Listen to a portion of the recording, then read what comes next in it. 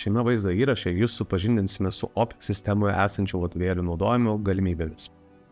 Viršutinėme kairiajame ekrano kampe spausti ant užrašo biblioteka. Paieškoje įrašyti ieškomo vadovėlio pavadinimą, dalyką, pasirinkti klasę. Pasirinkti norimo vadovėlį spusteldami ant jo viršelio.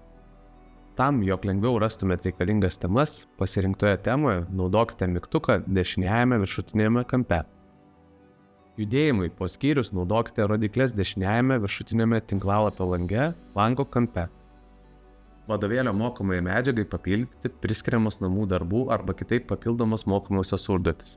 Užduotis galite rasti vadovėlio turinyje, paspausdami skaičių esantį prie skyriaus pavadinimo. Arba jau atidarę temą ir spusteldami mygtuką esantį viršutinėje juostoje dešinėje pusėje, kaip parodyta šiame vaizdo įraše.